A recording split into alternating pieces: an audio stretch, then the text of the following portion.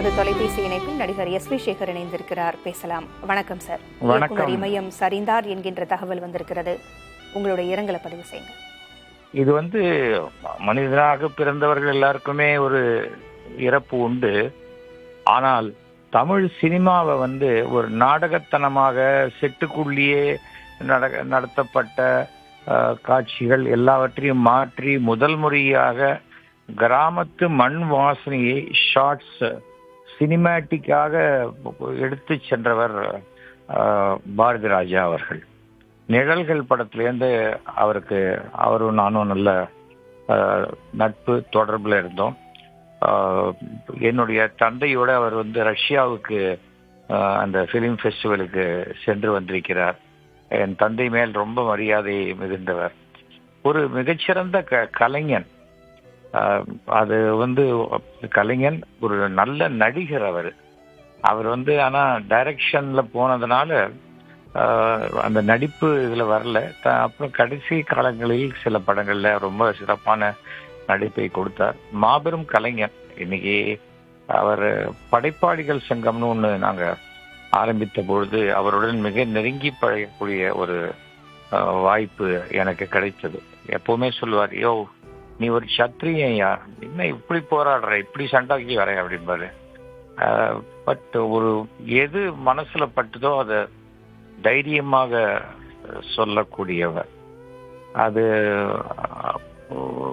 வயது மூப்பு எல்லாம் இருக்கு, ஆனால் அந்த வலி வேதனை அதிலிருந்து அவர் விடுபட்டு விட்டார். புத்திர சோகம் அவரை ரொம்ப பாதிச்சிருச்சு. கடைசி ஒரு 1.5 வருஷமா தன் மகன் இறந்ததை அவரால் ஏற்றுக்கொள்ளவே முடியவில்லை. அது ரொம்ப பலகீனமாக்கிடுச்சு. குரல் அவருடைய குரல்ங்கிறது ஒரு சிங்க குரல் அப்படின்னு சொல்லுவாங்க. அந்த மாதிரி அந்த எடுத்த உடனே அவர் வணக்கம் சொல்றதுக்கே வரக்கூடிய கிளாப்ஸ் இன்னைக்கும் இருக்கு.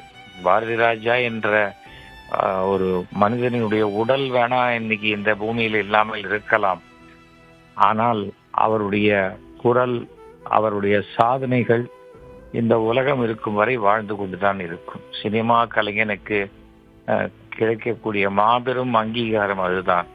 சிவாஜியும் இன்னைக்கு வாழ்ந்துகிட்டு தான் இருக்காரு, எம்ஜிஆர் வாழ்ந்து கொண்டிருக்கிறார், தியாகராஜ பாகவதன் வாழ்ந்து கொண்டிருக்கிறார். அதுபோல மாபெரும் கலைஞரான பாரதி ராஜாவும் இன்றும் மீடியாக்கள் வழியாக, இன்டர்நெட் வழியாக வாழ்ந்து கொண்டுதான் இருப்பார்.